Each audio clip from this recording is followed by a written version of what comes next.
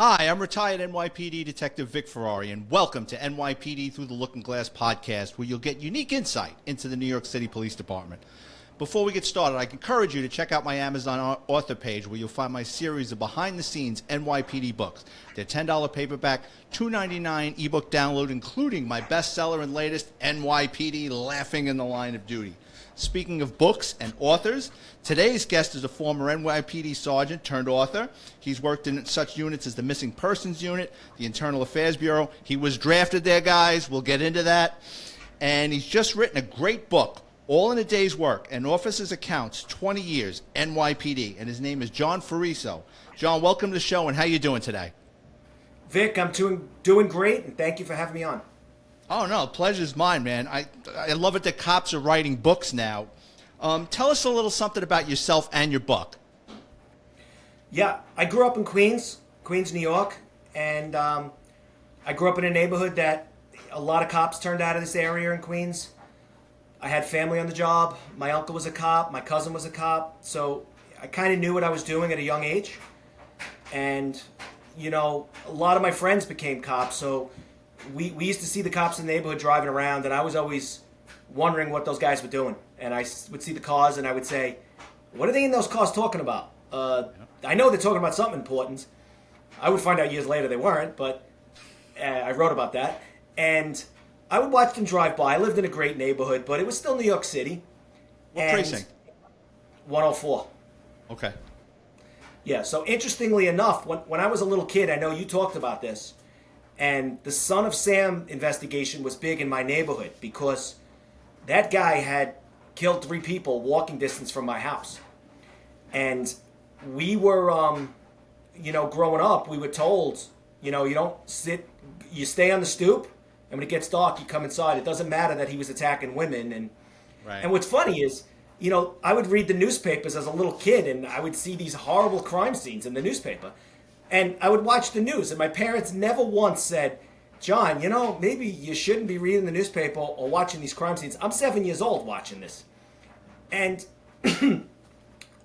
I remembered when they caught him, and I was amazed at what the detectives did. I knew about the gun in the car and all that, and I knew that he had killed 3 people in my neighborhood. So I was very intrigued by police work at a young age, and my dad would take me to cop movies, and he would take me to the R-rated movies, and Fort Apache, The Bronx, Serpico, all those movies. We sat there and we watched them, and even the cop shows I would watch. I watched Barney Miller. Hill Street Blues was my favorite. Oh, yeah. And I remember that piano in the beginning of that, watching that on my little TV, and I knew at a young age, I said, I'm going to be a cop, and I would say it. I would say, I'm going to be a police officer one day. And being that I was an okay student, college was not really, even though I went and did my schooling, it was like, I think everybody knew I was going to be a city worker. If I didn't become a cop, I would be breaking concrete in the bad weather somewhere. What got you into writing after your career? Like, what was that moment where you said, you know what, I can write a book, I should write a book, and did you have any hesitation about writing the book? I had a hesitation at a young age. What happens was, like I said, I wasn't a good student. So this is way before computers. If you have a younger audience, maybe they need to know that, pencil to paper was how you did it. Or you had a typewriter that made this annoying sound over and over again. And even if you made a mistake on a typewriter, it was a mistake. It looked terrible. So I got very intimidated. But as a little kid, I was like, I watched you remember the Bad News Bears, that movie? Oh, yeah. I was like, that's me and my friends. That's us. I could write this and write that movie. So I thought about it, and I used to write it down, and it was terrible. So later on, when I actually didn't read much, but when I went to college, I was able to read what I wanted to read.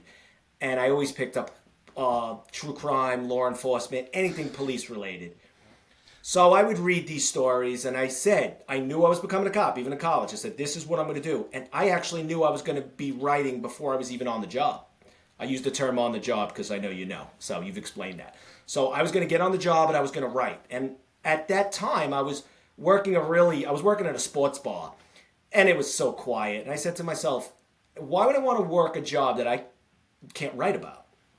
So I said, police officers, there's very few professions that you can write about and people are interested in. I can't think of too many. And police is really up there. And even people, whether they don't like the cops, they like them, or they have no interest in being a cop, they're interested in reading about it.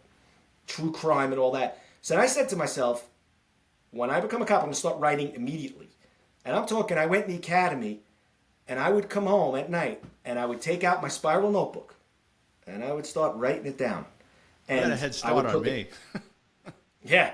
I would put the cop humor in. I would put it all in. I would say, today, we ran around the gym, and someone forgot their lock. And I would write these long things, and there was no police work in it yet, and none of the academy stuff made it to the book, but it got me started. And then, when I went to the precinct, I was getting hit with, police work within the first week. So I'm like, oh my gosh, I got to start writing like now. So I would, after the incident, I had these little cue cards, and I would, I had carried a big bag with me. So my coworkers had no clue what I was doing. Oh, you're one of those guys that carried the briefcase or the bag and the radio card? Well, not really in the radio call. What happened was we had Elmhurst Hospital, and they used to stick us with these horrible prisoners. What precinct did you work in? The 110. Okay. So my first commands was the 110 precinct. And I started reading because I was watching these prisoners, and it was like I was doing time. I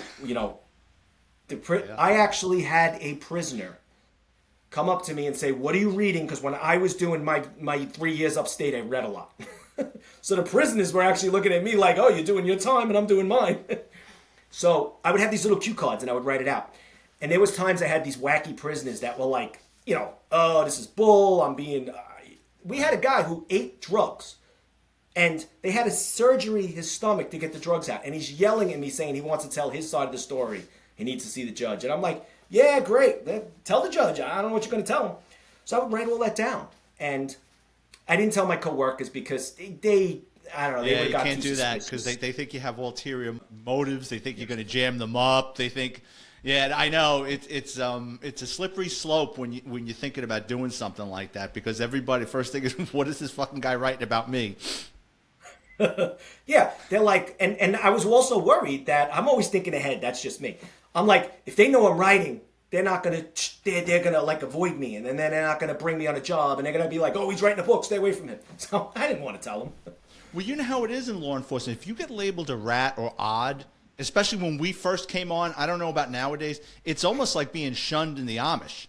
I mean, yes. I can speak about what happened in the Bronx. There were a couple of guys that went bad, and you'd go into a precinct and, like, don't talk to that fucking guy. Like, you'd have 30 guys in one end of the muster room getting ready for roll call, and there'd be one guy sitting there by himself. And no one, like, that guy would always get the rookies, or even, like, the bosses would have to put him on DOAs because no one wanted to work with the guy. That's sad because I noticed that when I first got there. Like, I knew gossip, how the world works. Right. I grew up in New York City. And the first day I was there, I'm in the locker room, a cop comes up to me, doesn't say hello or anything. He's like, hey, rookie, who's your training sergeant? And I told him, he goes, all right, he's okay. Make sure you don't have so-and-so. He's terrible. So I'm like, okay. So I walk away. Like you really had a say in that. Yeah. And I walk away and another guy comes up to me. He's like, who's your training sergeant? And he's like, good thing you don't have so-and-so. So I'm like, oh my gosh, these guys are brutal. And then I hear him downstairs bad mashing the guy. And I knew that they were trying to get us to totally dislike this guy. And I was like, wow, man, that's some real 13th grade going on. And, you know, those are the guys, well, what are you putting in? Yeah, totally. I dealt with that. Speaking of that, I'm quoting your book. You said NYPD cops will get involved with more and witness more toxic events than the average person will see in a lifetime. Explain. Well, you know, like you always say, the front row seat to the greatest show on earth. Mm-hmm. I mean, I can't think of any other profession. Well, maybe like an emergency room nurse or something that's really, or someone who's gone off to war, someone who's going to deal with events that most people want nothing to do with, that we're going to deal with. And you probably remember this in the academy. It's not done like this anymore because I have a family member on the job now, and I asked, and they were like, no, we don't do that. They took us to the morgue. Do you remember going to the morgue? Oh, yeah. Oh, I did a whole episode on that. Yes. And they took us to the morgue, and I remembered watching an autopsy, and I saw some crazy stuff. And I was like, I knew I was going to see it, but when you see it, you're like... And then I leave the morgue, and it's lunchtime. So what am I going to do? I forgot about that. So because they take I'm you in the eating morning. lunch, and I'm like, I got this effing smell in my nose. What is it? Yeah. And then I go home and I'm like, you can't tell anybody because they're going to have no clue what you're talking about. And you shouldn't tell anybody because they're going to be like, you got to become a teacher. So what are you doing? So then I get to the precinct, and the first day I was there, this is right after they were bad-mouthing this one guy. A couple of guys are like, hey, we're going to go get something to eat on the corner. And we were going through like an orientation. So I remember a guy going, who's wearing their vest? No, we're just going to the corner. Nobody wear their vest. So I don't even have my vest on. I go up, and if people know the 110, it gets very congested very quickly. When you get towards like Roosevelt Avenue area, it's like Manhattan congested. And a car screeches in front of me and stops right in front of me, and I'm like, you forget you're a cop. And the guy goes, this guy just pulled a gun on me. And I'm like, okay. And then the guy next to me is like, what happened? And the car pulls up, and they're all staring at us, and gets out of the car, points at him, and goes, they have a gun in the car, he just pointed at me. And we're all standing there like, and we're forgetting we're actually our first day as cops. And we didn't even, like, one guy maybe had the radio, because we were only going in something to eat. And my mind's going, you're not wearing your vest, you're not wearing your vest. Right. You start thinking too much. Yeah, and I'm like, wow. And then the car with the guys in it, they hit the gas and took off on us. And my mind is saying, oh, this is great. They left. I'm good. And the other guy's like, they're gone. Forget it. And we're like, and we all look at each other and we're like, all right, let's go get lunch. And probably the guys that got the gun pulled on them, they were dirtbags too. And they probably were like, you know what? I'm going to make a left and get out of here myself. It's funny, that mindset, when you come out of the police academy and you go into field training, or even after field training, but really just as you're in field training, you're still not a cop yet. You don't, like you just said, people come up to you and your mind isn't thinking. You're like steps behind. It takes a while to level out with the street and know immediately, you know, if that would have happened within a year or two, that guy would have been out of the car by his head, would have went right out the window, vest or no vest. But when you're a rookie cop, you don't have that. You're so afraid because it's 6 months of them telling you you're going to lose your job and don't do this and don't do that and God forbid you do this. And it's when you get around seasoned cops where you start realizing it's okay to do my job. Yes, you're 100% correct about that. And your mindset is not there. But I learned quickly that there's dangerous people out there and you're going to run into dangerous situations. And I think like the first week I was getting mixed up with all these different guys, and I would notice that I would ride with one guy, and he's like, we're not doing nothing, you're not doing nothing. Don't answer the radio, just sit there and watch. I'm like, okay. And I watched and I learned. And the next day I'm in the car with a guy's like, you're the rookie, you're going to learn, you're doing everything today. And I'm like, wow, okay, I got two totally different personalities. And in one of those guys I worked with, you know, we were on Roosevelt Avenue again, and we get there, and it's assault in progress, and you're like, they ran away, they're gone. And I get there, and there's a guy holding his neck, and there's like a pool of blood on the avenue. And I'm like, this guy might die right in front of me. I'm like, okay, this is what's going to happen, and this and that. And then, actually, the perp was still there. He never left. So another cop from another command grabbed the guy, and I'm like, wow, I almost just made an attempted murder call if this guy wasn't here. And the guy's holding his neck, and I'm saying to myself, all right, this guy's got to hold on. And then as he's holding his neck, I hear EMS in the back of my mind saying, okay, EMS is coming. They're going to take care of it. The guy's getting locked up. This guy's going to survive. And, you know, just 6 months prior, I was in the police academy. But a year prior to that, I'm waiting on tables in a sports bar. So I'm like, man, things like reality hit me quick. I was only 23 years old, and I'm dealing with these career criminals that had been doing this a lot longer than I was doing police work. The 110, that's the precinct that, if you talk about Rosa, because I'm not a Queens guy, but that's the precinct that's under the L. You got all those South American bars. Great food, but during soccer season, man, there's a lot of assaults and stabbings underneath there, because a couple of times we went to get something to eat, and like, what the fuck? And we were in plain clothes, and people are running up to us. We used to get a lot of tagged cars out there. I was supposed to be in the Bronx and Manhattan, and when my lieutenant would go on vacation, there was just so many bad cars out in Queens. My partner used to say, he goes, it's like Vegas in the 70s. It's a wide open city. So we used to go out there and pick off a couple of tagged cars over in Queens. And then Jackson Heights, right? Yeah, Jackson Heights. We had the 110 and the 115 covered Jackson Heights. The Roosevelt Avenue was the border, but it was That's a busy precinct. I mean, like you said, there's a lot going on. A lot of people don't realize the cocaine that comes into New York City back then would go into Jackson Heights. Basically, you've got stash houses with kilos. I mean, everybody thinks it's the Dominicans, but the Dominicans buy it off the Colombians. And I don't know how it works now with the Mexicans now that they're trafficking, but in our time, Jackson Heights was like the place for cocaine. I mean, that was really literally cocaine cowboys in the early 90s. Yeah, it definitely was. And in my book, I wrote a few stories about, I didn't do narcotics, but I came across heavy drugs at times and heavyweight and bad dudes that were involved in a lot of crazy stuff. And, you know, like I said a little earlier, we used to get the drug mules and they would go right to the 110 precinct area. And, you know, it opened my eyes up to a whole world of stuff that I assumed went on, but I never saw it directly till I got there. And in addition to the stash houses and the drug dealers out there, then you had another aspect of the drug trade. You had guys that would go to rip them off. So you had a lot of home invasions. And not only home invasions with the drug dealers, but sometimes they'd hit the wrong apartment or the wrong house. And they'd be terrorizing some family. Where is it? Where's the stash? Where's the safe? People don't, I own a dry cleaner. I don't know what the hell you're talking about. And then they would start extorting legitimate people that own businesses because they thought that they were linked to drugs. You had a lot of money laundering, too, in that precinct, as I remember. You had a lot of places where telecommunicados, where you could call Columbia for like 4 hours for 99 cents. A lot of those businesses and a lot of the restaurants, not all, but a lot of them was set up to launder money. Clothes store, it was just same as Washington Heights. Clothing stores, telecommunications places, restaurants. Yeah, those telecommunications places were funny, and anyone on the job in the 90s is going to remember this. Some of the countries, the area code was very close to 911. So they're in some illegal place, and they're just calling their country, but they're calling 911 without realizing it. And after it happened like 4 times, I'm like, and I think the guy I was working with goes, oh, this happened again. What area code? And I even asked the guy, what country? I forgot the country. I go, what country are you calling?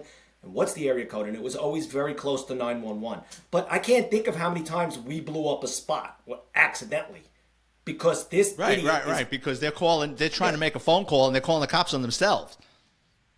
Yeah, and then they're just doing nothing on the phone, and the dispatcher's like, 911 called this location, and you're like, this place is shady.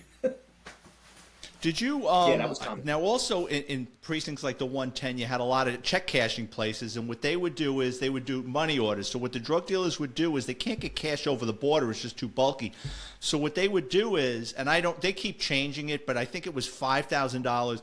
As long as you had a money order at $5,000 or less, it didn't trip a flag. So they were called Smurfs, and you'd have people with duffel bags full of cash, and they would go to check cashing place and get these $5,000, or I forget what the amount is, but get all these money orders in stacks of money orders and then mail them to whatever country. And my old partner worked in the El Dorado unit, and a couple of times, like, we'd be driving around in patrol, and we'd go by a checking cashing place, and there'd be a car double parked. He goes, Smurfs.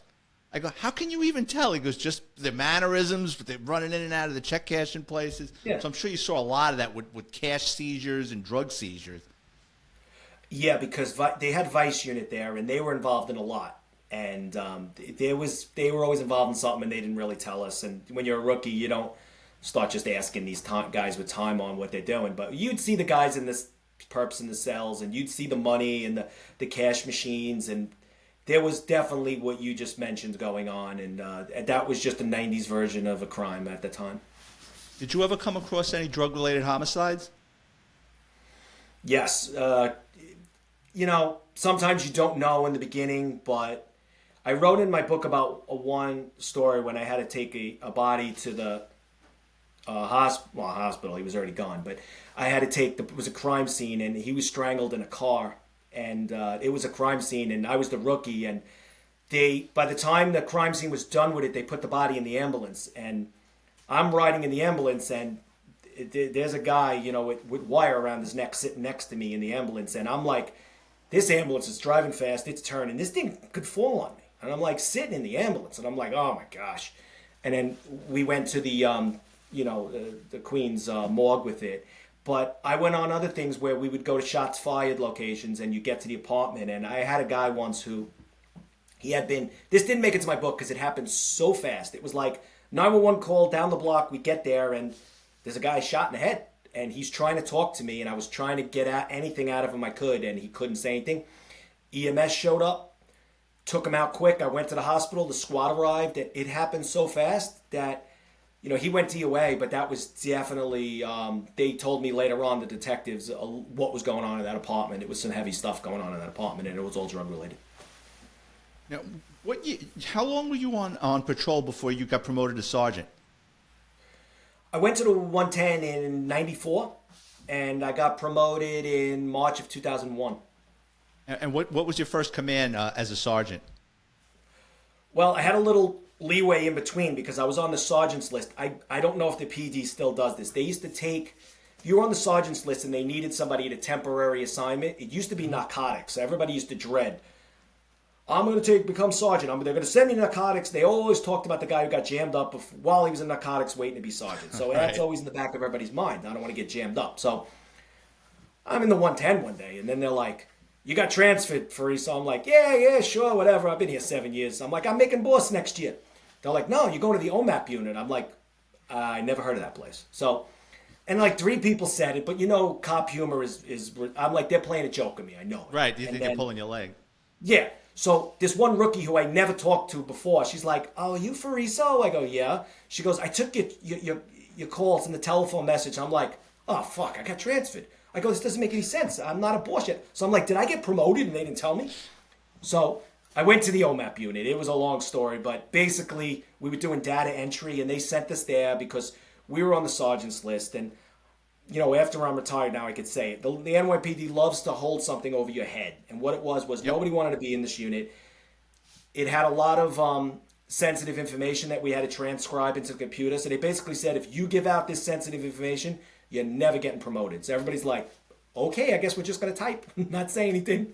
And it had to do with the questionable shooting in the Bronx. And we had 250s, and it was a whole project. And then I got promoted out of there, and I went to the 13th precinct. It was, I went to Manhattan. I was a Queens guy, but everybody in the 110 not everybody, guys in the 110 would joke with me. They go, you're going to make sergeant. You're going to be the 7-5 midnight sergeant. So I'm like, I ain't going to be the 7-5 midnight sergeant. They're like, Ferriso, you're going to the 7-5. So I'm like, well, I don't have a hook. There's a chance this could happen. So I got promoted. I went to the 13th, so it could have been a lot worse. So 13th wasn't a bad command. Wasn't dead, but it was not busy. It was like a cross between Lower Manhattan and Midtown Manhattan. Yeah, it's for people that don't know, I think it's on 19th Street because the police academy is right around the corner on 20th Street between 2nd and 3rd. It's there's money down there. For a cop, you're going to eat well. You're not going to be racing around. It's not like the Bronx, Queens, or Brooklyn. You got to mind your P's and Q's. You can get civilian complaints very easily. You can piss off someone influential very easily and find yourself at the ass end of Brooklyn or Staten Island. So it's a different mindset working in the 13th precinct than from the 110 or up in the Bronx. So after that, shifting gears, you wind up in the Internal Affairs Bureau. But let me just explain to our listeners. When John and I got hired, the Internal Affairs Bureau were career guys. It was the land of misfit toys, the Charlie in a box, the train with square wheels. It was guys that literally, and women, that were afraid of the street. They went into IAB, and your career was over. And they didn't have a lot of friends. And you wouldn't go to a barbecue at another cop's house, and someone would say, oh, that's my brother-in-law. He works in internal affairs. Like, I'm getting the fuck out of here. That's how bad it was. But the one thing the NYPD did, one of a few things they did really well, was in the 90s they figured out, we've got all this dead wood in IEB. They're basically useless. Let's start bringing in seasoned cops and investigators, sharp guys. We'll get more with these guys, and we'll do away with the nitpicking. Well, they thought that in theory. So what they did was, when you would put in, so say you become a sergeant. And you do your time in a precinct, and you say, you know what? I want to go to narcotics. I want to go to Vice. I want to go to the auto crime division. You do an interview, an OCCB, organized crime interview. But now what they did was they put IEB at the table, so it's like the NFL draft. You do your interview, and there's a guy from Vice, there's a lieutenant from Vice, there's a captain from auto crime. And from what I remember, IEB would always have a couple of first-round draft picks. So say somebody like me, if I got promoted to sergeant and I was an auto crime detective first, they'd want me because Yep. for insurance fraud. Like, I'm sure there's cops that burn their cars or commit insurance fraud with their cars. This guy knows exactly how to do it. I would get grabbed. I would do my 2 years as a sergeant. Is it 2? 2 years in narcotics. Yeah, it's 2 I'm years. sorry, internal affairs. And then, in theory, you could work wherever you wanted within reason. So you got drafted into IEB. What was that like for you? Well, what happened was I always wanted to be a detective. So, ironically, I made sergeant. So, I kind of missed the detective rank. So, when you're a detective and you're a sergeant, then you become sergeant, IEB just pulls you. And it's kind of, a lot of guys know they're going. So, I was putting in for different units. And, basically I was being told on the side, John, you have no investigative experience. They're not taking you. So, as time went by, I said, I got to make a decision. I want to go to the squad. I've been on patrol. I've done my years on patrol. And when you're a sergeant on patrol, you become the 5th or 6th sector. You're doing a supervisor's duties and you're doing patrol. So I was like, listen, I'm burning the candle at both ends here. So I put in for what's called career path. And for your listeners who are not, law enforcement, career path is exactly what you said. There's like 5 units and IEB is the one. Now, some people will never put in for a transfer because they're terrified of going there. And I get it. I totally get it. But I really had to make that decision and say, am I willing to take this chance? Excuse me? It's worth the risk. Some guys won't take it. They really don't. And I get it. But I had 10 years on and I'm like, all right, I'm going for this. I'm going to go for this career path. So a lot of people told me I was crazy. John, you're crazy. Do not put in for career path. I was like, well, what am I going to do? Work in the barriers section? Maybe get task force? I'm not knocking that. Well, listen, man. First of all, I'm writing a book. That's number one. I'm writing a book. So nobody knew that, but I'm like, I'm writing a book here. And I had a heck of a lot of experience as a sergeant on patrol. And I'm like, I have more experience than this. I got to move on. So my lieutenant's like, if you put in for career path, you're going to IEB, John. I'm like, just sign my papers. I'm going wherever they go. So I go to the meeting, and there's 5 captains there. And I get, these are 4 of the captains. And there's one captain. Yeah, I did it. John, tell me all about yourself. John, tell me about yourself. So it's obvious that one captain was internal affairs. So I go back to the commands, and I'm in the 13th, and the cop comes up to me and goes, I heard you're going to internal affairs. I'm like, what? So I'm like, how do you know I'm going to internal affairs? I go, I don't know what you're talking about. So I leave. So another guy comes up to me, hey, when you get to IEB, let me know what it's like. I'm thinking of going. I'm like, what is going on here? I just went on this freaking career path interview. So I go home and I tell my wife, I said, listen, the rumor mill is already spinning. So I'm going to be hearing about this. I don't know where this is going, but everybody's telling me I'm going to IEB. All I did was go on an interview with 5 captains. So I kid you not, this is 100% true. About 2 days later, my phone rings. It's a friend of mine who's not on the job. He goes, John, what's going on? Are you going to internal affairs? So I go, what are you talking about? So he goes, I just got a phone call from so-and-so. So I did my detective skills. I know somebody talked to somebody who's talked to somebody. Because, with Queens, everybody knows a cop. So I go back to the office and I'm like, I don't know what's going on. So I got another heads up down the line. I'm like, all right, I guess this transfer is going to come through. And sure enough, they transferred me on like a Friday at like 4 o'clock. Because I'm assuming that was strategic because they don't want everybody. Of course it is, so you can't do anything about it.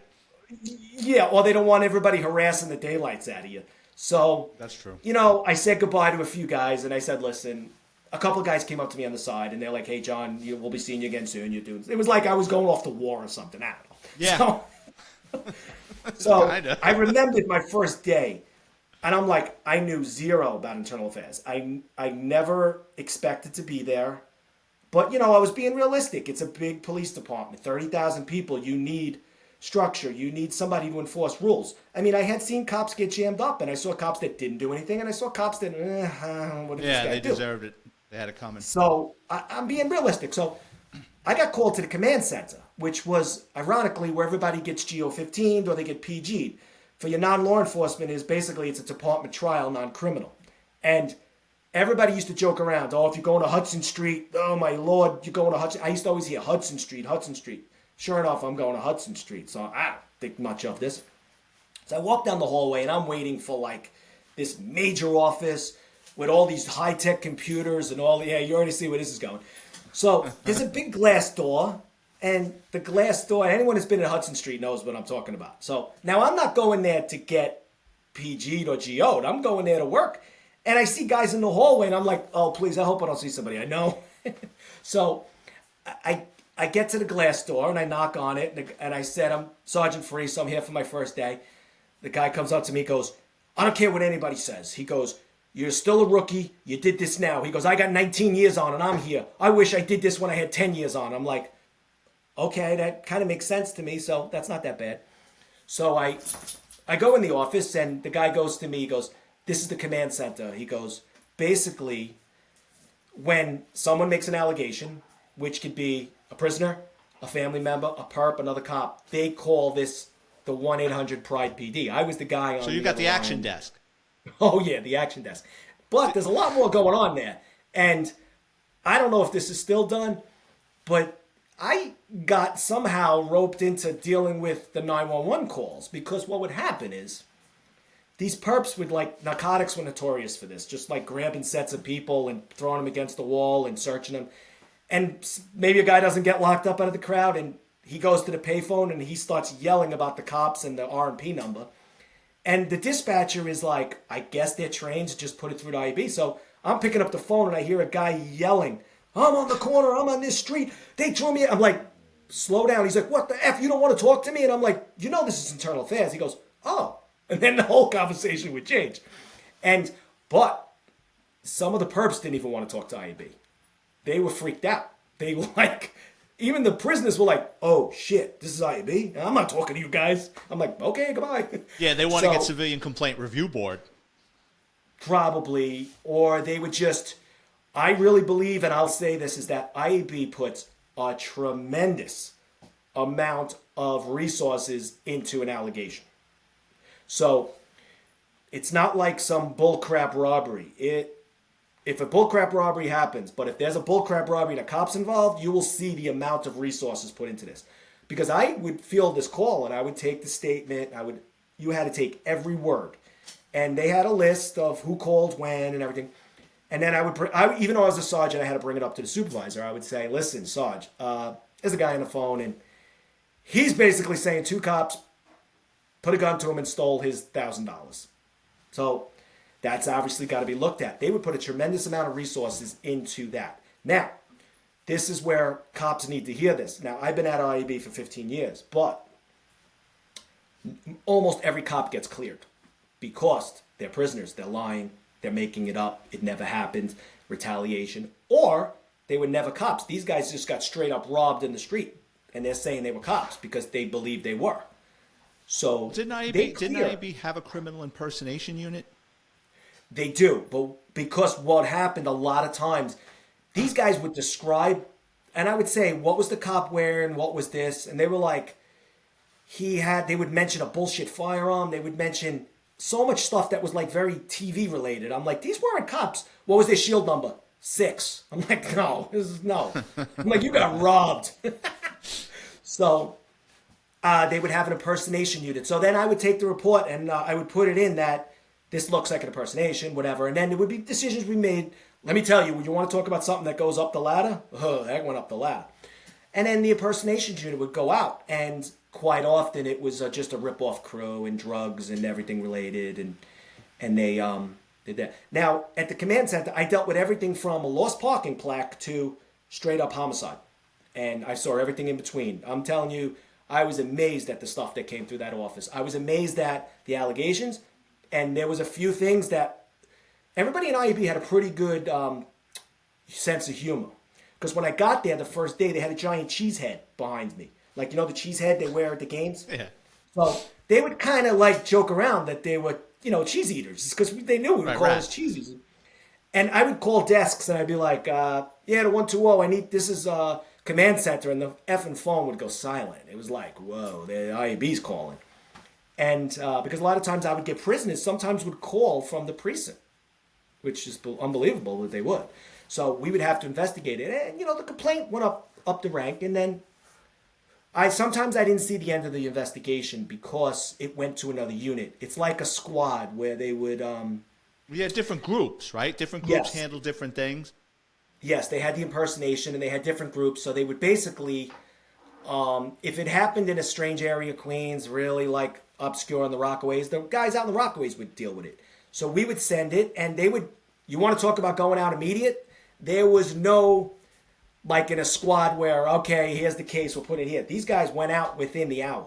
They, they had boots I on can the ground. tell you, I mean, so when I Boots worked on the in ground. organized crime and auto crime, unfortunately, we had to call them a couple of times because, especially, I've said this, and I would have never have believed it when I was on patrol. I would have never have believed it. I had that locker room mindset of, IEB, they're a bunch of fuck ups, and you go to organized crime, right? You start going on wiretaps, and you start dealing with upper echelon informants. And I'm telling you, every time we did a wiretap, a cop or two wandered onto the playing field. And we did one case where we had guys shipping cars out of the country. And the guys that were stealing the cars for the shippers were doing hits. They were doing homicides. Yeah. And there were a couple of cops from a Bronx precinct that were running plates for them to go out and steal cars. So if they saw a nice car they wanted to steal, they'd call up their buddies. And their buddies would run the plate for them.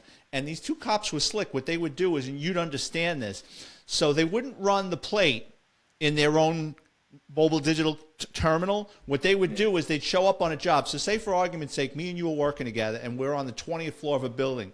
They'll show up and they'll go, John, let me borrow the keys to your car. I got to get a 61 out of your car. Wow. They'd go down to your car, turn your car around, run the plate, because they almost got a bunch of cops in this precinct jammed up until we figured it out, because IEB was going to burn a lot, and we're like, no, we know what they're doing.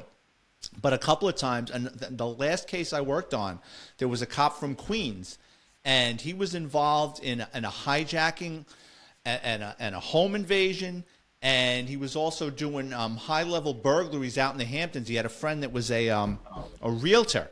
So the realtor would tip him off to nice houses when the families were out for the summer or something, and this guy would go back into the house and break into them. So, you're right. I mean, I would never have believed it, but from time to time, there's cops doing outrageous shit that you would never imagine. The problem I have with IEB, though, is, you know what? Bad cops, go get them. I always had the problem with those fucking integrity tests. Because I had one happen to me. I was driving the sergeant in the 5-0, and these two women dressed as homeless people came up to me with a shopping cart with a shotgun in it. And they said, we found this. And the shoes were wrong. Everything about they were too clean, and the shoes were wrong on the both of them. Yeah. And I said, I'll tell you what. I said, when I voucher this, I said, tell your friends from IEB to come, and they can pick up the voucher. And they got pissed. They're giving me dirty looks. And an hour later, a lieutenant from IEB came and picked up the voucher. So they'll do, this. They do these integrity tests where they try setting cops up to take bait on something. Yeah, there's a unit that does that, and they're very secretive. Like when I was in IEB, I worked not on the command center. I did the force unit, and I don't know what it's like now. I mean, it's probably changed in some ways, but there's a lot going on, and a lot of these places don't talk to each other. So they had a unit that did that, and how they targeted and why, I was never privy to that. But those things exist, and in a strange way, it does keep, I guess, the department in line on some guys that would maybe think about doing something and wouldn't for that reason. And I remembered as a rookie, everybody's like, search the back of the car, they're going to put something in it. I'm like, okay. So, yeah. Those things, there's a lot going on, and people have those stories, yeah. Well, a lot of the calls into the action desk at IEB, like husband and wives, ex-boyfriend and girlfriend, or other cops, like so some sergeant takes a guy out of his detail and he's trying to get back at the guy. I mean, did you get a lot of that? Yeah, going to the cops, it's very rare, and I got very good at noting when a cop was calling something in because we have an interesting way of wording things. Because when it did happen, which was rare, I would tell the investigator, this might be a cop that called this in. Like, we had one once where a camera was found, and this is one of the cases where it was a big case. I only had the very beginning of it. Basically, I got a letter sent to me. There was a camera found, and what was on the camera was some type of child pornography. And I'm like, I know a cop found this camera in the precinct, and I just basically I didn't even see the pictures. I didn't want to. Yeah, I didn't download it. I gave it to the other unit who downloads it, and they came back to me. They were like, it's legit. Someone's getting locked up. I was like, whoa. And that was fast. So I always felt that I could kind of tell when a cop was a calling cop? something in. Oh, it was a cop in those pictures, yeah. No, but I felt that a cop had found this camera and said, "Oh shit, what is this?" And this, that's just the opinion I got from the brief investigation I did, and it was legit. And they locked the guy up, but I wasn't part of the arrest. I wasn't part of that part of the investigation. The command center had the very beginning of the investigation, and they put it off. There was a lot of calls when spouses that were not happy with each other and knew how to drop dimes, and you got to wonder how they knew it. But somebody would call up, "My husband's no good. My husband's no good." You're like, whatever. We hear this all day, and then they should be like, "Well, he's dating a drug dealer." You're like, okay. So that's considered association. So you should know better. If you're a guy, you can't date a drug dealer, and you shouldn't be telling your girlfriend either, your other girlfriend. I heard a story. Yeah, we got those cases, and yeah. No, yeah, I heard a story. There was a cop up in upstate New York, and him and the wife were going through a divorce, and he was cleaning his gun years before, and there was an accidental discharge in the house. So the guy was handy, and he plugged up the hole in the wall. He didn't cut the sheetrock and retrieve the round. And she called up. She got the house in the divorce. She says he shot a hole in the wall, and the IB went up there and cut out the sheetrock and saw on the other side there was a hole through it, retrieved the round, and came back to his gun, and he got one stuck in his ass for failure to report. It's That's probably not even an IAB case. That got knocked down. That even IAB would be like, yeah, you made a mistake, but they dealt with more criminal stuff, like with the parking plaques and stuff. But IAB, we had our share of humor there too, because we're dealing with really bad perps because they know the system. And I wrote about this story in my book. It's called "Stop Calling 911," or you shouldn't have called 911. So what happened was the guy, while he was getting arrested, was he did saying they didn't think these were cops, and it was narcotics. They were locking him up, and I could hear them fighting with him in the closet. So I get the narcotics guy on the phone, and I'm like, "Yeah, he called internal affairs. The narcotics guys identified themselves. All right, no association. There's no impersonation, nothing." So then the guy calls me back 20 minutes later. He's like, "They're harassing me, these cops." So I'm like, "Why?" He's like, "Because I called you. Now they won't let me out." I'm like, "Let you out? You're dealing from your house." So then I'm like, "Hold on. I still have to look into this." So I went to my computer. The guy had been arrested 8 times in a year. So I called the guy back. I called the squad. I said, "Put them back on the phone. This is internal affairs." I said, "You cannot get let go. You've been arrested 8 times. So he's like, "Okay, all right, fine." So I hang up the phone. I think I forgot the guy. The guy starts calling me from Central Booking. And I'm like, now he's calling me from the payphone in Central Booking. And he's got my name. And I'm like, "Why are you calling me?"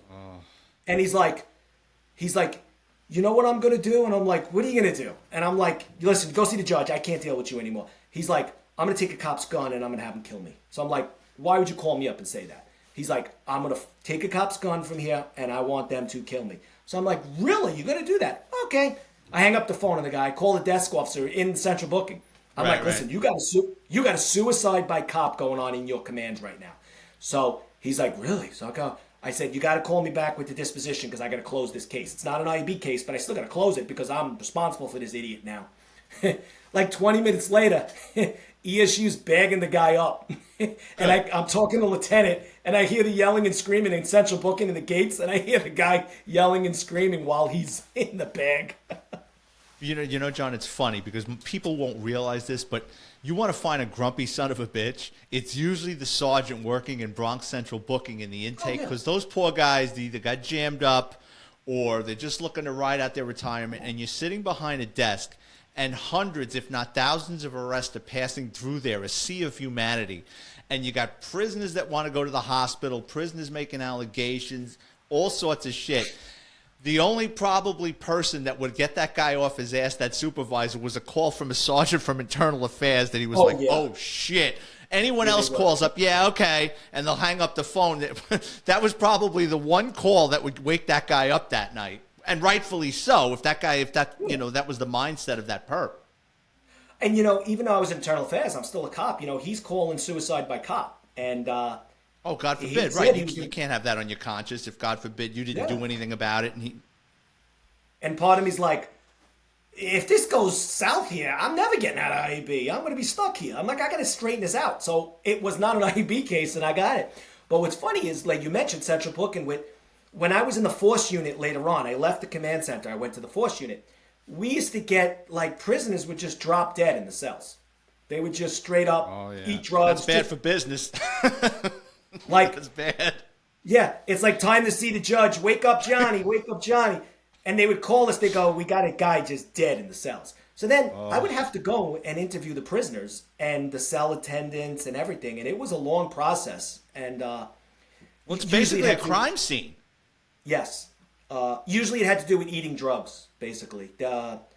Somehow these guys, I think they would eat drugs. I didn't do narcotics, but I'm sure they did that. And then they would get to the cells and just drop What would them. happen if a guy's dealing, right? And say, for argument's sake, he's got a couple of decks of heroin, and they didn't find it.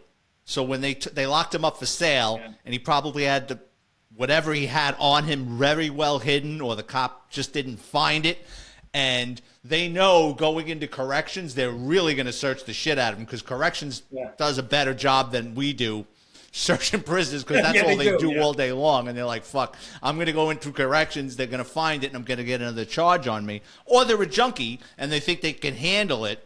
Yeah. And like you said, instead of doing 2 bags of dope, he does 4. And the next thing you know, especially now with fentanyl, his heart's going to stop. Yeah, they used to drop dead in the back of the van, too. We used to call it the P van. Oh, the P van. Yeah, I worked in And narcotics. narcotics. I will give a shout out to narcotics. These guys knew how to tell a story. They knew how to articulate. They were very good at telling the story. Now, I'm not saying they were telling exactly how it happened. Listen, I put the guy in the van. I don't know what happened.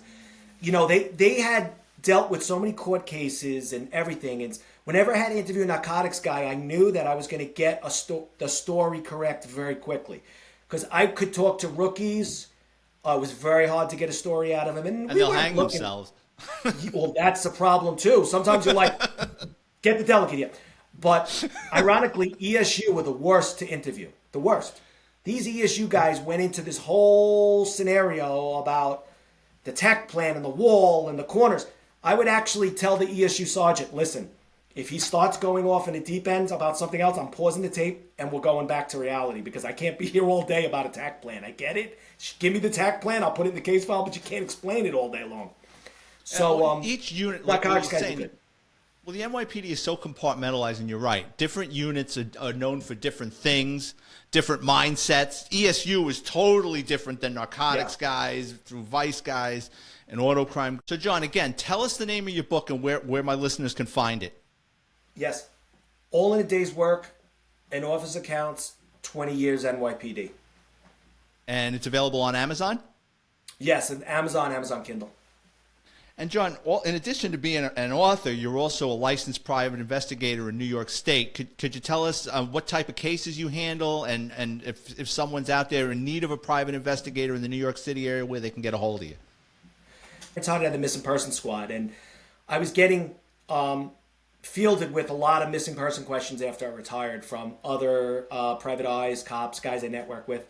And I was giving them a wealth of information. And then I was like, I'm not in missing persons anymore. They're like, but you lived it for 5 years. You know these cases. So I got the private eye business, and I said to myself, John, do not do domestic violence cases. Don't do cheating spouses. Don't get involved in that, because the headaches that I talk to with guys, I don't do those cases. And the dysfunctionalism on those cases is, I'm talking when I know guys who have private eye cases, and the husband's telling the wife, well, my PI, I just got off the phone with them. So they're like giving you up to the other family member who they actually have a case against. It's too much aggravation. You got to be in crappy hotels late at night. So I don't do the domestic violence cases or that stuff. So basically, I still do missing person cases. And what happened was, I was getting contacted by nonprofit organizations that are doing cold cases. So what happens is, there's a lot of online sleuths out there now. And I will say, you could do it. I could do a whole show on this. I'm not a fan. There's some of them that are really good, and I know when I find one when one's good. But the thing is, they uncover stuff, And they're uncovering things about cases that 30 years ago were not done. And I'm like, and they present it. And I'm like, they got a point on this. So I'll contact the family, and this is all nonprofit. I don't get paid. And I'll contact the family, and a lot of these cases are homicides. And I will at least help the family out to get the ball rolling. So I have 2 cases I worked on. One I got reopened through the NYPD, and I'm hoping it goes where I'm expecting. And the other one, they're close to making an arrest. They're out of state on basically some real mistakes were made by a small police department years ago, and the family's now talking, and I was able to interview the family. And I presented to the police department. I said, listen, I'm retired. I think you should go criminally with this.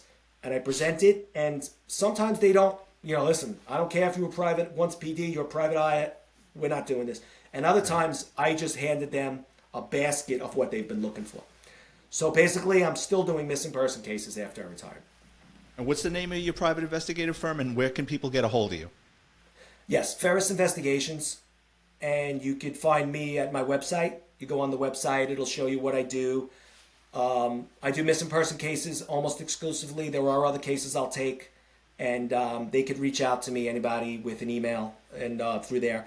And if there's a police department that has a case and they have a question, I get a lot of law enforcement guys or retired guys who are doing it, and they're stuck on a missing person case, because guys will be honest with me. They're like, listen, I don't do missing person cases. I don't know really what I should do here. And I'll kind of school them on what should be done. And, a lot of times it's as simple as there's a lot of crystal meth in other states. And, it's sad to say, but guys are just, they're just binging, and they're running into the woods or into the desert. And I'm kind of gotten pretty good at telling some of these investigators where they need to look.